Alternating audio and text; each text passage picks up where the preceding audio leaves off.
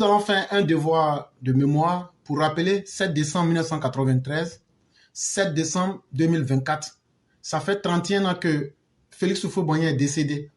Mais qui aujourd'hui perpétue la philosophie? Qui fait aujourd'hui le travail dont a rêvé le président Félix Houphouët-Boigny? C'est de cela que nous allons vous parler rapidement et après on va laisser rapidement la parole aux uns aux autres. S'il était encore de ce monde, il aurait eu 119 ans aujourd'hui. Malheureusement, Félix Houphouët-Boigny, le père de l'indépendance et bâtisseur de la Côte d'Ivoire moderne, a tiré sa révérence le 7 décembre 1993. 31 années après son décès, son souvenir reste encore vivace dans les esprits de ceux qui l'ont connu et côtoyé, et aussi dans les esprits de ceux qui ne l'ont pas connu.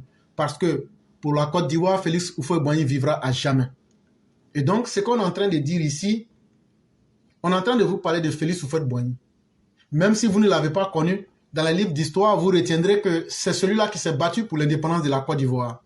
C'est celui-là qui a permis aux Ivoiriens de quitter l'état de pays piteux pour devenir un des pays qui a fait rêver toute l'Afrique à une certaine époque, de 1970 jusqu'à dans les années 80. Houphouët-Boigny meurt le 7 décembre 1993. Et comme vous le savez, un homme, c'est ce que nous disons toujours, ce n'est pas l'ensemble des biens ou bien l'extravagance que vous auriez fait qui fait la grandeur d'un homme. Mais ce qui fait réellement la grandeur d'un homme, c'est les actes que tu as posés. Que tu as posé des bons actes ou des mauvais actes. Quand les gens te jugent en fonction de tes actes, c'est là qu'on te fait vivre à travers tes actes. Et c'est là que je vais profiter pour saluer tous ceux qui soutiennent la classe éclaireur pro-vérité, dans leurs paroles, dans leurs bénédictions, et par n'importe quelle action. Sachez que vous êtes en train de rentrer dans l'histoire. Ceux qui viennent donner de leur voix chaque jour ici, que vous le voulez ou pas, l'histoire du monde retiendra qu'il y a eu des hommes et des femmes qui ne se connaissaient même pas physiquement, mais qui ont mené un combat et qui n'ont jamais rien demandé. Pas parce qu'ils étaient bêtes, mais parce qu'ils avaient voulu exister. Et les gens diront ces personnes-là étaient des personnes qui étaient directes dans leurs bottes, que ce soit avec le régime ou avec les opposants, parce qu'ils aimaient véritablement la Côte d'Ivoire. Et c'est nous, la classe éclaireur pro-vérité. Et venir ici pour donner sa voix dans ce combat-là, vous êtes en train de vivre. Et vous êtes en train de dépasser le temps.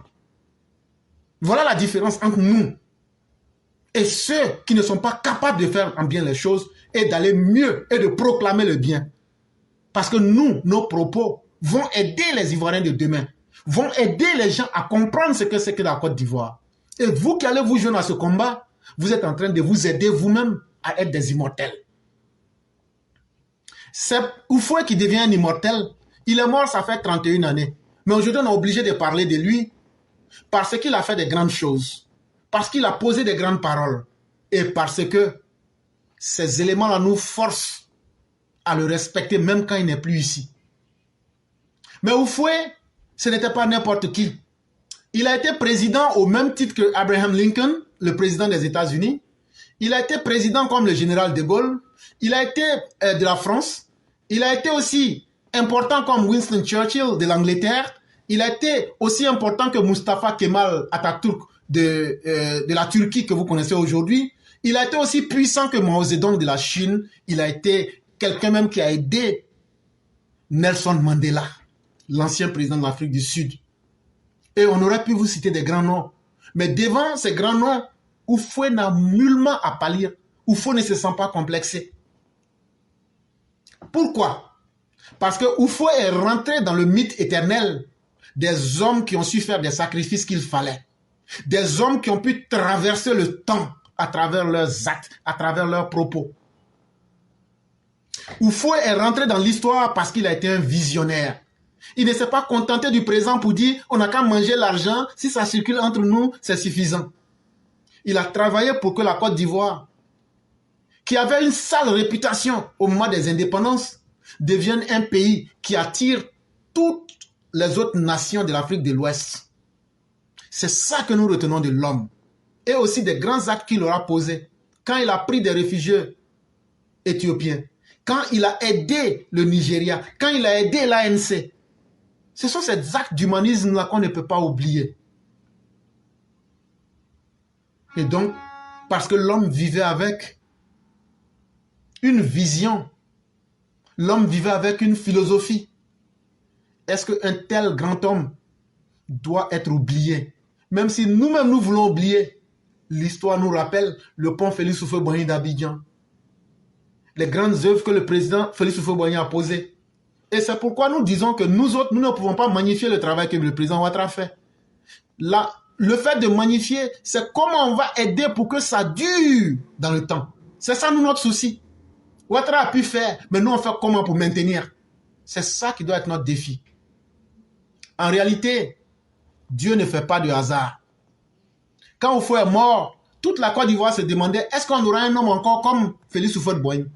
Est-ce qu'on aura un bâtisseur? Est-ce qu'on aura un visionnaire? Est-ce qu'on aura un homme d'État? De 93, Dieu va dire, vous aurez quelqu'un, mais ça prendra du temps. Je vais faire passer tous les vauriens qui sont là d'abord. Là, comme ça, après, vous allez voir ce que c'est que le bien et le mal. Et hier, je racontais une histoire comme ça. Dans la Turquie, non, c'était pas là, c'est la Syrie. Il y avait, vous savez, chez les musulmans, il y a ce qu'on appelle les soufis.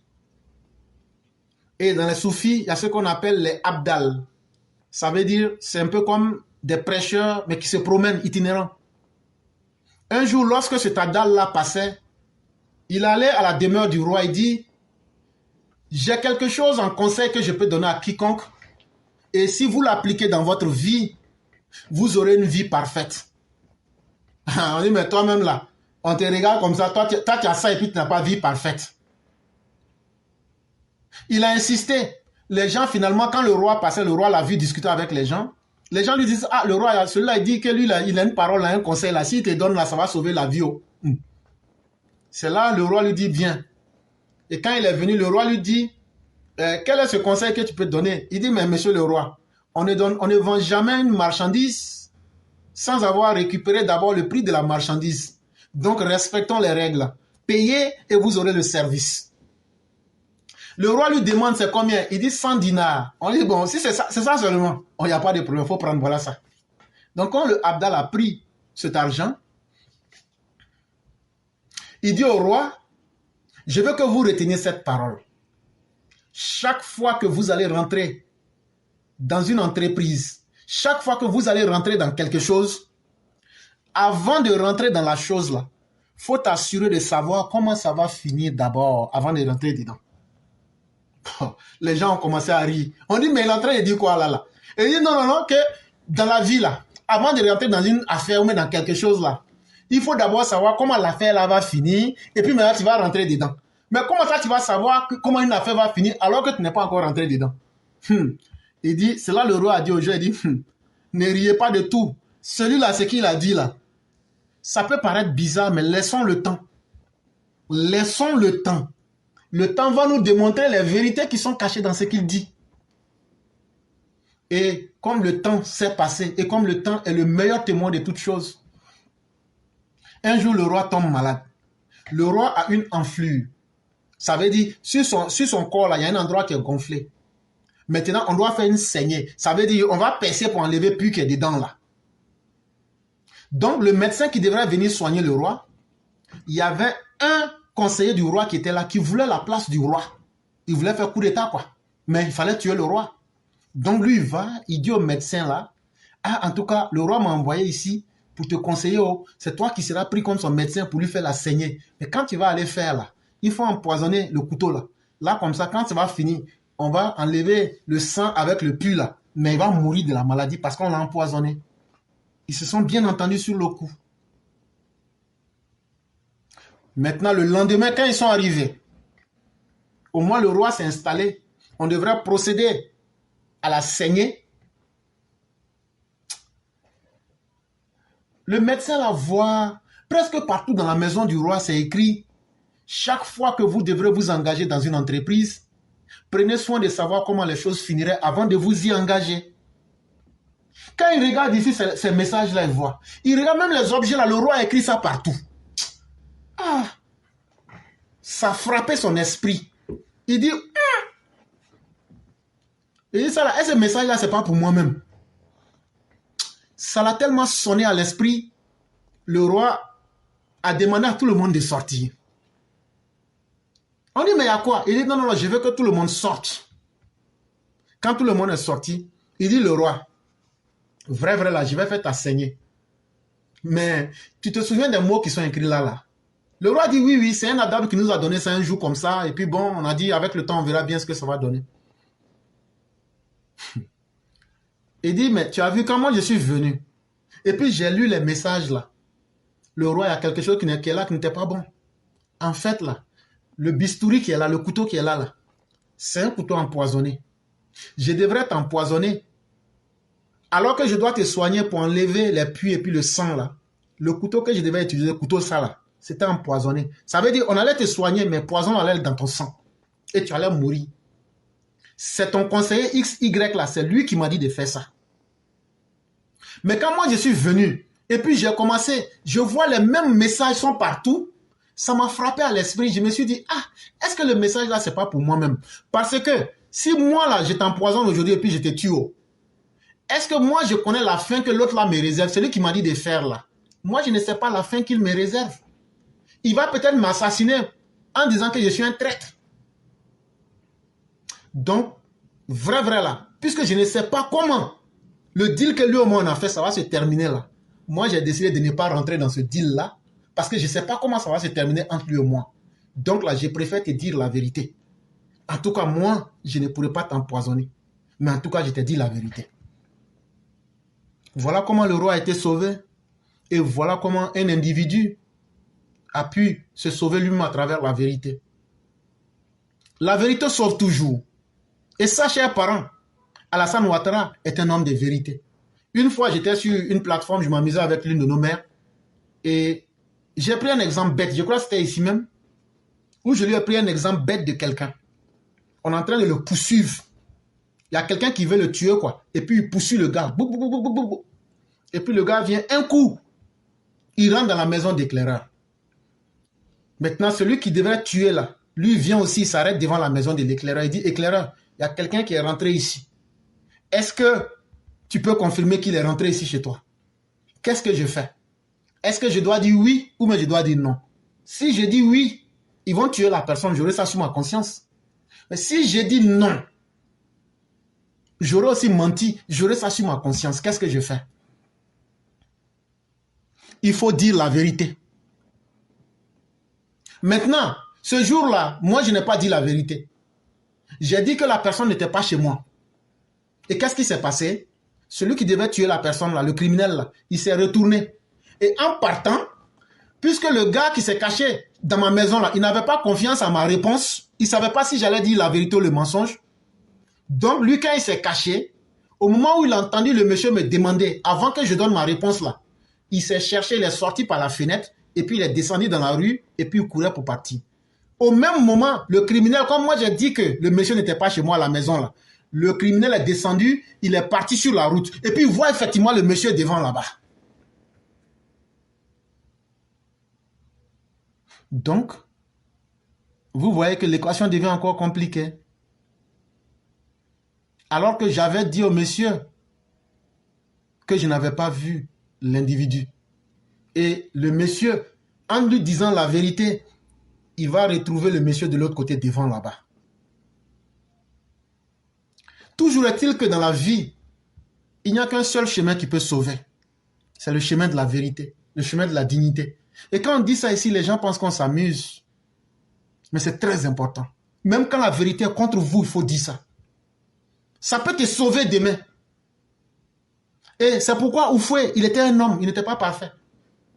Mais le côté qui était bien en lui, là, on peut dire ça aussi. En tant que dirigeant, il a maintenu la paix. C'est ce qu'Alassane Ouattara fait aujourd'hui. Il a montré que la Côte d'Ivoire peut se développer. C'est ça aujourd'hui, la même chose qu'Alassane Ouattara fait. Il n'a pas divisé les Ivoiriens. C'est la même chose qu'Alassane Ouattara fait. Donc finalement, pourquoi ne pas dire la vérité? Quand la Côte d'Ivoire était dans les creux de la vague après la chute du mur de Berlin et devant la grogne sociale montante, le génie politique d'Oufoué l'a conduit à aller chercher un homme providentiel, alors gouverneur de la BCEAO, pour venir sauver son pays. Un homme là, qui que tu sois là, à un certain moment là, ta propre intelligence là, ça c'est limite. C'est comme il y a un monsieur que je connais, lui, quand tu es malade là, non, lui il connaît tous les médicaments, mais quand lui-même il tombe malade là, il oublie tous les médicaments. Parce que l'être humain là, tu ne peux pas être toi-même ton propre médecin. Tu ne peux pas être plus intelligent que toi-même. Tu ne peux pas aller au-delà de ta propre conscience. Houphouët, dans les années 1990, parce que le mur de Berlin est tombé en 1988, si je ne m'abuse, et à partir de 1990, il y avait des grogne sociales. La crise économique a frappé en Côte d'Ivoire. Houphouët n'avait plus la capacité. Et ça, quand je le dis, les gens pensent que je m'amuse, mais nous ne sommes pas dans l'amusement. Vous me permettrez que je vous fasse entendre ça par voix, pour que vous sachiez que réellement ce que je dis, je ne m'amuse pas. Houphouët va faire appel à un monsieur qu'on appelle Alassane Dramane Ouattara. Je vous ai déjà parlé de la vie d'Alassane Ouattara, j'ai expliqué la même histoire. Je vais résumer, mais je n'avais pas eu l'occasion de vous jouer ça en vidéo. C'est ce que j'ai envie de faire, si la technologie nous permet. Malheureusement, voilà. C'est ce que je veux faire pour que vous compreniez que ce que nous disons là, nous sommes tellement dans la vérité. Tu ne peux pas être dans la vérité et puis ne pas être fier de toi-même. Ils sont arrogants. C'est la vérité là qui nous rend arrogants. C'est la vérité là, la dose de vérité qu'on défend là. De la manière où vous êtes indigne et puis vous n'avez pas de ligne de conduite là. Nous, on a choisi une voie qui est certes difficile, mais elle nous permet de déployer nos ailes comme l'autre disait dans l'Albatros. C'est ça, c'est pas nous, hein. C'est la vérité là qui nous donne la force. Ça nous donne du zèle. Et donc vous allez vous plaindre. Mais malheureusement, c'est ça la réalité. Voici, quand on a fait venir Alassane Ouattara, la Côte d'Ivoire était dans un sale contexte économique. Et ce Alassane Ouattara qui vient en Côte d'Ivoire, voici ça ici. Souvenez-vous de l'année 1990. Elle a été l'une des années les plus difficiles dans notre histoire. Le pays était au bord du gouffre, de la faillite, comme le disait Jean-Christophe Mitterrand. Il y avait d'énormes problèmes pour assurer les salaires des fonctionnaires. Pour sortir de cette situation, il avait été proposé une réduction des salaires de 10%. À l'annonce de cette mesure, les Ivoiriens sont descendus dans la rue. Pour la première fois, le président Houphouët était contesté. Souvenez-vous, le 18 avril, quand j'ai accepté de présider le comité interministériel, j'ai fait un discours de 3 minutes à la nation où j'ai proposé la suspension des mesures de réduction de salaire. Et nos compatriotes étaient soulagés.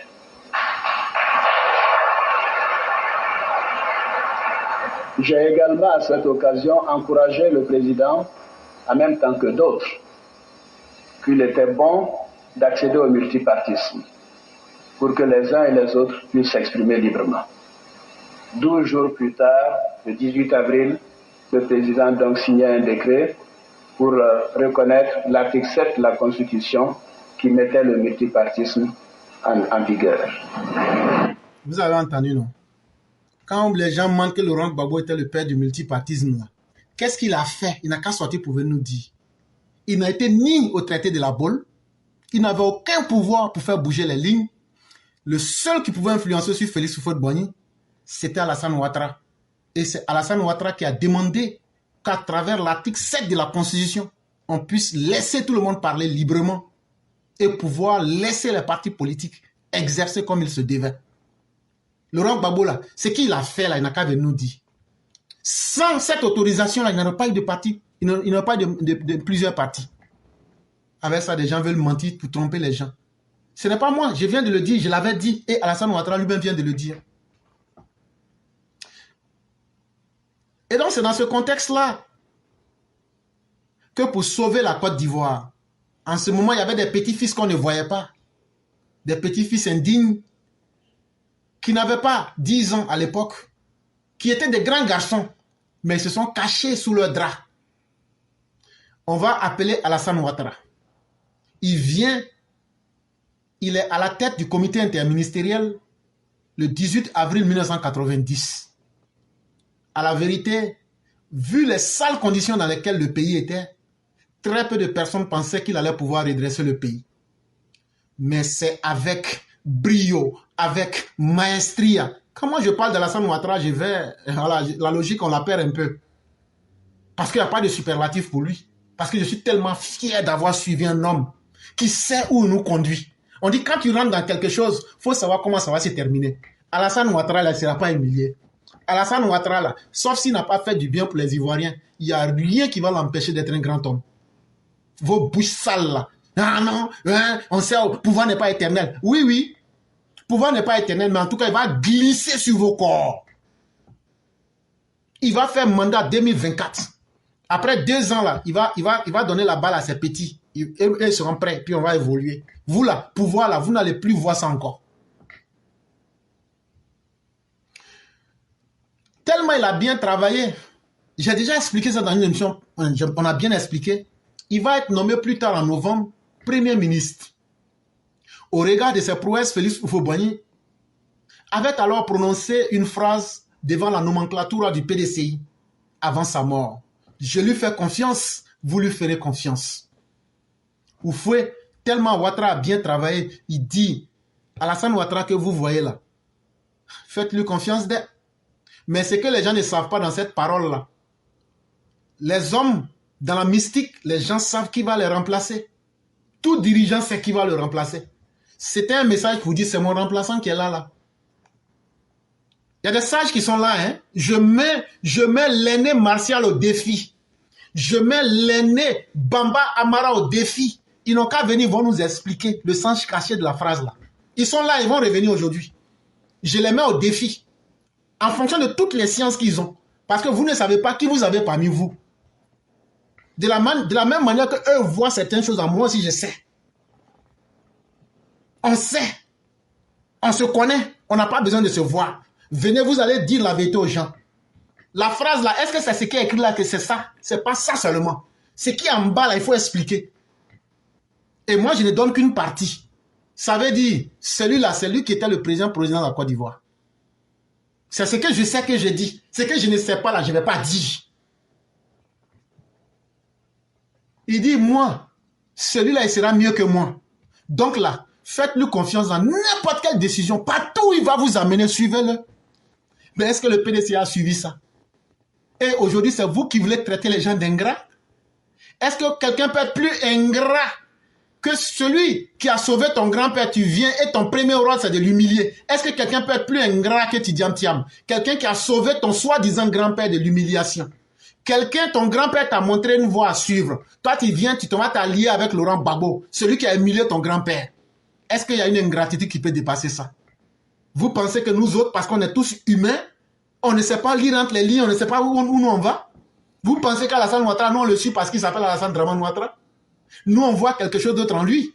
Et nous on est resté fidèles à la politique et à la philosophie d'Houphouët-Boigny. Quand un homme a été plus grand que toi, là, tu dois accepter ça. Mais lui-même il dit, j'ai découvert quelqu'un qui est encore plus grand que moi. Et votre seul salut va résider dans le fait que vous allez lui faire confiance. Il est vrai qu'à la mort de Félix Houphouët-Boigny le 7 décembre 1993, les choses n'ont pas été faciles pour Alassane Ouattara. Mais il incarne aujourd'hui la continuité de la philosophie de Félix Houphouët-Boigny. Aujourd'hui, quand on regarde tous ceux qui sont dans la politique ivoirienne, qui se battent réellement pour mettre des routes, pour mettre de l'électricité, pour faire quelque chose pour que l'Ivoirien lambda se sente à l'aise. Aujourd'hui, moi qui vous parle, il fut un temps où on ne pouvait pas s'exprimer, où on ne pouvait pas porter un tricot d'un autre parti. En Côte d'Ivoire, autant de Bédié, autant de Babo, il faut porter le tricot d'un autre parti. Tu es un homme mort. Tu ne pouvais pas t'exprimer. Et donc, c'est pourquoi j'invite nos parents à prendre une revanche sur le passé. Venez vous exprimer. Ce qui vous est arrivé, venez expliquer votre histoire pour que demain, là, vos enfants disent, il faut que je respecte l'histoire de mes parents. Il faut que je respecte la souffrance de mes parents. C'est ce combat-là que nous nous menons. Et il faut qu'on essaie de combattre le mal et la désinformation en venant mettre la vérité en face de tout le monde. C'est pourquoi on fait des travaux énormes, on fait des recherches, que ce soit en écrit, que ce soit en visuel, que ce soit dans n'importe quel type. On vient, on les restructure ici et on simplifie le message. Ça, on ne le fait pas parce qu'on est en train de chercher de l'argent, de la gloire. Dieu seul sait comment il va payer chacun d'entre nous. Mais nous recherchons une chose, que ceux qui vont venir après nous sachent que nous ne nous sommes pas battus et nous n'avons pas vécu inutilement. Voilà ce que nous recherchons. Les choses n'ont pas été faciles pour le président Ouattara. Il sera ostracisé, humilié, lui avec ses compagnons comme Jenny Kombena. On va leur couper la parole. On va leur interdire toute forme d'accès au PDCI. ce qui va les pousser à créer le RDR. Mais que de difficultés n'ont-ils connu? Jenny Kombena va mourir ostracisé, traité de Ghanéen par Henri Konan Bédié, alors que Tidiane Thiam était là. Et aujourd'hui, ils veulent qu'on soit tendre avec eux. Comme si Jenny Kombena ne méritait pas de la dignité. Comme si Jenny Kombena n'avait pas vécu. Alassane Ouattara lui-même, sa mère a été déterrée ici. Il a été humilié dans tous les sens. Il a été vilipendé. Ceux qui peuvent oublier, c'est votre droit. Mais nous qui n'arrivons pas à oublier parce que nous voulons nous faire respecter, s'il vous plaît, respectez nos droits. Respectez notre position. Parce qu'on ne peut pas imposer à quelqu'un qui est en train de demander que sa dignité soit respectée. On ne peut pas lui donner une feuille de route quand on a été le malfaiteur, le bourreau. Mais l'histoire a retenu que malgré toutes ces méchancetés, c'est ce même Alassane Ouattara, la pierre qui avait été rejetée, c'est cette pierre-là aujourd'hui qui est revenue pour reprendre la place du président Félix Houphouët-Boigny. Et il a commencé à nous remettre en confiance, à nous faire croire que là où il y avait le désespoir, là où on avait dit qu'on ne peut plus faire de route, on ne peut plus faire d'université, il dit non, non, non, c'est possible. Les gens vous ont menti pendant trop longtemps. Je suis venu, faites-moi confiance. Je m'appelle Alassane Dramane Ouattara. Et suivez-moi, car nous ferons de grandes choses ensemble. Je l'ai dit, quand il s'agit du président Ouattara, je n'ai même pas besoin de singer. Je peux vous réciter tous les discours du président. Il suffit simplement que ça me revienne en tête. Je peux vous réciter exactement tout ce qu'il dit. Parce que moi, j'ai une confiance en ce monsieur-là. Je ne sais pas comment je vais vous dire, mais ça, c'est moi. Et je ne vais pas changer aussi. Je ne vais pas changer. Parce que chacun sait qui il est. Aujourd'hui, là, la paix que le président donne à nos parents, là. Autant les babos, là, nous, on n'arrivait pas à dormir ici. Parce que tu ne sais pas lequel de tes parents sera canardé. Et aujourd'hui, là, en dehors du président Félix Houphouët-Boigny, qui peut se targuer d'avoir fait mieux que le président Alassane Ouattara? C'est par modestie qu'on vous le dit. Sinon, le président Ouattara a travaillé même mieux que le président Félix Houphouët-Boigny. Je vous l'ai démontré de suite à travers l'électrification de la Côte d'Ivoire. Et on nous demande d'être humble. Ah, nous, on a notre vérité. On n'a qu'à être humble dans notre vérité pour faire plaisir aux menteurs. Oui, nous, on est arrogants. On va être arrogants. Parce que c'est nous, on a lutté. Sans nous, là, Alassane Ouattara ne serait pas là. Sans nous, là, nos votes, là, Alassane Ouattara n'aurait pas été révélé au grand jour. Et donc, là, nous ne pouvons pas troquer la vérité en disant que non, il faut être humble. On va être humble en fonction des pervers, devant des pervers. Ça, ce n'est pas nous. Des gens qui n'ont aucun respect pour la vie humaine, on va être humble pour gagner quoi? Pour qu'ils détruisent encore nos vies? Jamais de la vie. Et donc, pour ceux qui ne savent pas qui est l'homme Alassane Ouattara, sur la question, dans une contribution publiée en 2022, à l'occasion de la commémoration du 20e anniversaire du décès de Félix Houphouët-Boigny, le professeur Justin Kofi Ngoran avait défini une parfaite jonction entre la philosophie du père fondateur et l'idéal du RHDP. On dit, pour ceux qui ne savent pas là, en 2022, c'était le 22e anniversaire de la mort d'Houphouët. Il y a un monsieur là, lui il est professeur à l'université, il s'appelle Justin Kofi Ngoran. Il est venu, voilà ce qu'il disait. Le RHDP est nécessairement un parti dont l'une des missions est de préparer les prochaines élections en Côte d'Ivoire. Mais le RHDP n'est pas simplement une coalition électorale, car pour être élu, ce n'est pas un projet de société. Transformé en parti politique, le RHDP a complètement révolutionné la manière de faire la politique en Côte d'Ivoire. De manière transethnique et transgéographique, le RHDP, comme son nom l'indique, rassemble les Houphouëtistes pour la démocratie et la paix, se réclame de la philosophie politique du père de la nation Félix Houphouët-Boigny. En restant au RHDP, après la scission de 2018 du PDCI, nous avons voulu dire que nous sommes les enfants de Félix Houphouët-Boigny et que nous voulons préserver son héritage politique et philosophique. Ce monsieur-là, il a dit ceci. Il dit, voyez-vous, le RHDP ne prend pas des candidats pour aller à la politique pour juste se faire élire et puis maintenant flâner le long des rues pour dire c'est nous on est président, c'est nous on est là. Non. Le RHDP se donne des candidats qui ont pour rôle de révolutionner la manière de faire la politique en Côte d'Ivoire. Et pour réussir cela, il faut inclure toutes les ethnies. Il faut inclure toutes les régions. Et c'est ça le RHDP. Et toutes les religions. Et malgré qu'eux, ils sont venus du PDCI, en 2018, Bédié les a fait quitter. Bédié a divisé le RHDP. Ils disent, eux sont restés parce que le PDCI, qu'on voit aujourd'hui là, c'est un PDCI clanique. C'est un PDCI de haineux. C'est un PDCI de tribalistes à Caen. Mais eux sont restés fidèles à la philosophie de Félix Houphouët-Boigny qui voulait. De la même manière, le PDCI avait réuni le nord, l'est, l'ouest, le centre, toute la Côte d'Ivoire. C'est ce même PDCI-là, cette philosophie-là, c'est ça qu'on retrouve au RHDP. Et le PDCI aujourd'hui est devenu un parti clanisé. Il dit donc, la meilleure manière de définir la philosophie politique d'Houphouët, c'est l'unité des Ivoiriens. Et en plus de cela, ça c'est son héritage philosophique, en plus de cela, son héritage politique, le travail après l'unité. Si vous interrogez les militants et élus du RHDP, vous verrez qu'ils n'ont qu'une seule boussole. La boussole, là, c'est un instrument, quand tu as ça, que tu es perdu dans la brousse, lui te montre une direction, le nord magnétique. Ce n'est pas le vrai nord, hein? C'est un nord magnétique. C'est ça seulement qui te montre. Là, quand c'est comme ça, à partir d'une seule direction, tu peux pouvoir te guider. Il dit, quand tu demandes à un simple militant du RDR, RHDP, quand tu demandes à un élu du RDR, RHDP, il dit, mais vous là-haut, c'est quoi votre philosophie de développement? Ils vont vous dire, nous n'avons qu'une seule boussole. Le développement du pays, socle de la cohésion nationale.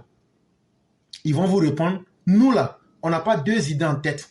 Tout ce que nous on veut là, c'est le développement de la Côte d'Ivoire et puis l'unité des filles et des fils de la Côte d'Ivoire, avait indiqué le professeur Justin Kofi. Au-delà de cette convergence philosophique et idéologique, dans les faits, c'est Alassane Ouattara qui incarne mieux la méthode de développement de Félix Houphouët-Boigny. Il dit, mais aujourd'hui, est-ce qu'il y a quelqu'un qui peut s'estimer être champion du développement mieux que Alassane Ouattara? Il dit, il n'y en a pas. Il dit, il faut être sérieux. En matière de développement, ce que Ouattara seul a fait là, on n'a jamais vu quelqu'un qui a fait ça. Il dit, est-ce que vous ne vous souvenez pas qu'en Côte d'Ivoire, après le premier miracle ivoirien, qui porte la marque du père de la nation, c'est Alassane Ouattara qui est en train d'accomplir le second miracle. Il dit aujourd'hui là, quand vous voyez, on découvre des puits de pétrole, on découvre l'or, on découvre aujourd'hui, on dit il y aura métro en Côte d'Ivoire, après métro on a 4, 5, 3e pont, après ça on a 6 universités. Il dit c'est ça qu'on appelle les miracles économiques. Aujourd'hui, il y a une transformation structurelle même de l'économie. On n'est plus simplement une économie qui est basée sur l'agriculture. C'est tout ça là qu'on appelle les éléments du développement. Quand on met tout ça ensemble, tous ceux qui donnent des crédits à la Côte d'Ivoire, ils disent qu'ils sont satisfaits de la Côte d'Ivoire. Ils disent que la Côte d'Ivoire n'a jamais manqué de paiement. Après encore, ceux qui viennent pour analyser la dette disent que la Côte d'Ivoire est le meilleur gestionnaire de la dette dans tout le monde entier. Et c'est quand on prend ces dettes avec l'argent là, pour faire le développement là, de la manière qu'aujourd'hui Alassane Ouattara a fait les routes, il a fait les autoroutes, les ponts, les échangeurs, les écoles, les hôpitaux, les universités, et toi, éclaireur là, l'argent que Ouattara te donne là, ça doit être beaucoup de... Toi seul tu parles tout ça là. Si tu dis qu'on ne te paye pas là, c'est faux. Peut-être toi tu reçois 5 millions par mois. Tout ça là, tu entends pour une personne? Mon frère, il faut me laisser. Chacun sait dans quoi il est. En tout cas, moi, je vais parler. Donc, dans l'histoire de la Côte d'Ivoire, ce n'est pas parce que vous voyez quelque chose aujourd'hui que vous allez vous dire, mais c'est normal, donc on s'en fout de ça. On n'avait pas accès aux écoles, on n'avait pas accès aux routes, il n'y avait pas de nouveaux ponts, il n'y avait pas de nouveaux échanges, il n'y avait pas de nouvelles écoles, il n'y avait pas de nouveaux hôpitaux, il n'y avait pas de nouveaux barrages, il n'y avait pas de nouvelles universités. Mais quand Ouattara est venu là, bim, nouvelle route ici. Autoroute là-bas, pont ici, échangeur là-bas, école par-ci, hôpital par-là, université ici, filets sociaux, barrage ici, électricité, village électrifié. On ne comprend plus rien. Donc, c'est Ouattara et puis Houphouët seul qui peuvent travailler, quoi. Donc, les autres ne peuvent pas travailler aussi. Donc, les autres, là, eux, ils viennent à la politique, pourquoi? Pour venir vous tromper. Et chers parents, Ne vous laissez pas tromper. Et en plus de tout ça, la paix. Il n'y a pas de prix. Regardez un peu, faites sortir vos têtes et puis regardez les autres d'à côté. Aujourd'hui, là, même le Ghana est venu confier sa sécurité à la Côte d'Ivoire. Le Libéria a fait la même chose. La Guinée, même chose. Tous les pays qui veulent réussir ont confié leur sécurité à la Côte d'Ivoire. Parce que nous avons aujourd'hui le matériel le plus sophistiqué en termes de protection. Nous avons aujourd'hui les partenariats internationaux les plus robustes. Ah oui, les plus robustes. Et je ne mesure pas le mot et je ne serai pas tendre. Nous avons une sécurité qui est robuste. Ça veut dire fort de chez fort. C'est comme quand un éléphant écrase une souris là. Ah, force de ça là, c'est ça la Côte d'Ivoire aujourd'hui. On ne rentre pas dans quelque chose pour perdre. Et si vous remarquez très bien, pourquoi nous on suit Alassane Ouattara? Parce qu'il ne faut jamais rentrer dans quelque chose pour perdre. C'est pourquoi moi je suis Alassane Ouattara. Et j'ai mis plusieurs fois les gens au défi. Depuis quand Alassane Ouattara nous a trompés ou nous a menti, ou on a échoué avec lui. Mais ça ne veut pas dire que les combats seront faciles. Mais on a toujours réussi. Et c'est cette caractéristique-là qui nous convainc que c'est la bonne voie. En dehors de Félix Houphouët-Boigny, aucun président dans ce pays ne peut se targuer d'avoir fait mieux qu'Alassane Ouattara. Si Ouattara l'a réussi, c'est parce qu'il a appris auprès de Félix Houphouët-Boigny et a décidé de marcher dans ses pas. Vous voyez, Thiam, que vous voyez là, tant qu'il ne va pas se rabaisser, parce qu'il y a ce que les hommes veulent, il y a ce que les gens disent, les haineux du PDCI, comme c'est un Djoula là, on ne veut pas de lui, comme c'est un Djoula là, même si c'est comme ça, on ne va pas le... Hey, Thiam là, s'il ne vient pas prendre avec Ouattara là, il ne va jamais réussir en politique en Côte d'Ivoire. C'est moi, je vous dis ça aujourd'hui. Écrivez puis gardez. S'il ne vient pas, parce que ce qu'il ne sait pas là, c'est qu'il y a les règles de la nature. Il y a les règles de la nature. Il a fait une très grosse erreur. Quand il a envoyé ses communicants pour dire on est venu pour désavouer Ouattara, se comparer à Ouattara. Un enfant, quelle que soit ta grandeur, tu ne te compares pas à ton papa. Ça, c'est un. De deux, ton propre père biologique, tu ne le traites pas de poclet. De trois, quand tu viens là, dans un village, si tu veux réussir là, il y a deux personnes qu'il faut contacter. Le plus sage du village et le plus con du village. Ce sont les deux personnes qu'il faut contacter. Le sage va te montrer la voie bonne, mais le con du village ou le salaud du village va te montrer aussi toutes les mauvaises choses du village. Mais il y a une grande leçon à retenir. Tu ne peux pas te protéger contre un mal que tu ne connais pas. Quand tu collabores avec le malfaiteur du village, tout ce qu'il va te montrer là, c'est ça le mal du village. Et toi, tu es venu sans rien chercher à comprendre. Tu as voulu jouer aux arrogants. Donc là, il y a la marque spirituelle de ton inconséquence là, d'avoir voulu humilier celui qui a sauvé ton grand-père, si c'est ton grand-père là, ça est sur toi. De deux, Alassane Ouattara là, quand il est venu là, il ne connaissait pas la politique ivoirienne. Il a pris le temps de s'asseoir avec l'homme le plus sage de la Côte d'Ivoire. Et l'homme le plus sage de la Côte d'Ivoire lui a donné les métadonnées de la Côte d'Ivoire. Les sages comprendront de quoi je parle. Le pouvoir, là, ça ne se transforme pas seulement par les élections. Hein. Il y a le côté mystique du pouvoir. Ça aussi, il faut comprendre. Quand Gbagbo a pris le pouvoir et puis n'a pas réussi, là, il n'y avait pas de bénédiction. Il a pris ça où et comment. Ça compte beaucoup.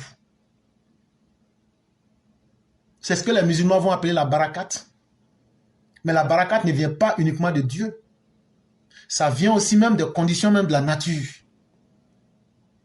C'est ce qui trompe beaucoup. Et il y a certains qui disent que Dieu c'est la nature. Non, Dieu est au-delà de toutes choses. Non, la nature a ses propres principes. Mais Dieu est Dieu. La nature est la nature. Les hommes sont les hommes. Il y a quelqu'un qui m'a dit ne donne pas trop de secrets, sinon tu pourrais rendre les opposants intelligents. Mais bon, c'est la gestion du pays. Souvent, il faut leur montrer aussi la voie. Pour que s'ils veulent changer et devenir des gens bien, ça va aussi leur permettre de devenir des gens bien. Mais en tout cas, on ne cachera pas la vérité. On dira tout. Peut-être que si Dieu les touche, qu'il change, ça sera peut-être bien pour nous tous. Sinon, nous ne sommes pas contre Tidiane Thiam. Nous ne sommes pas des xénophobes. Il n'y a pas quelqu'un qui a été plus humilié avec les conséquences de la haine et de la xénophobie. Mais c'est le comportement du PDCI qui fait qu'on va mettre poussière grain de sable dans vos plaies, là, et puis on va piler ça avec pilon. Vous faites du mal aux gens et vous voulez être arrogant. On va aussi piler, on va mettre cailloux avec sable sur votre plaie, là, et puis on va piler ça. Et puis on va voir ce que ça va donner. C'est quelqu'un qui n'a jamais vu guerre, là, c'est lui qui a peur de guerre.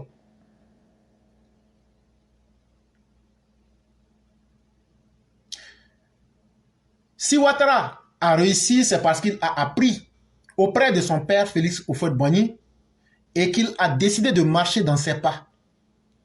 Sa désignation en octobre dernier comme protecteur du prix Félix Houphouët-Boigny pour la recherche de la paix n'est donc pas une surprise. Donc ça ne vous surprend pas qu'on puisse dire Alassane Ouattara, Gbagbo était là, on ne lui a pas demandé de protéger le prix Félix Houphouët-Boigny. Bédié était là, on n'a pas dit, ah, ton papa là, son prix là, ça commence à basculer, il faut venir, tu vas protéger.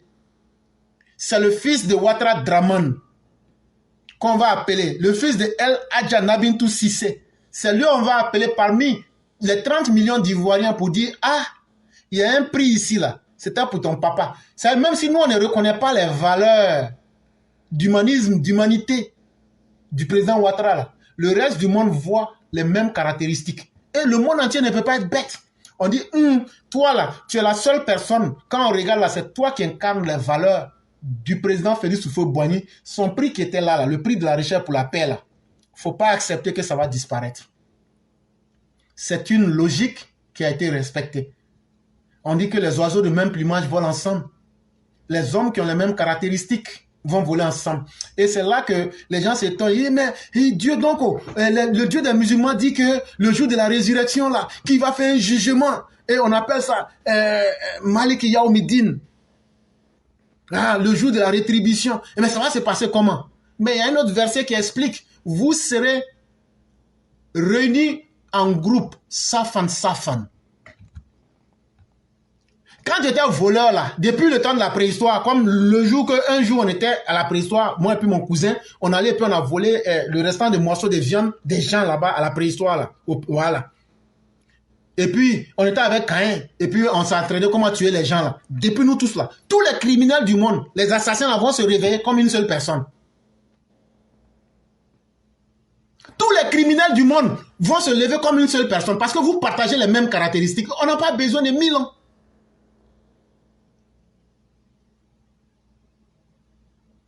On n'a pas besoin de 1000 ans. Si nous, on peut reconnaître ça déjà. Donc, c'est Dieu qui ne peut pas reconnaître ça. Quand on met les prisonniers en prison, là, on les met par catégorie. Prisonniers violents, en fonction de la nature du crime. Si tu mets un violeur avec quelqu'un qui est un psychopathe, ah, le violeur, lui, va mourir. Donc, là, même les prisonniers, même en enfer, on les catégorise en fonction de leur qualité de crime. Donc, on les met par groupe. Ah, toi tu es tueur, moi je suis tueur. Quand on va se rencontrer là, il faut essayer. On va se neutraliser ou bien en tout cas, ça sera quelque chose. Donc c'est la même chose. Ce jour du 7 décembre 1993, nous perdions Félix Houphouët-Boigny.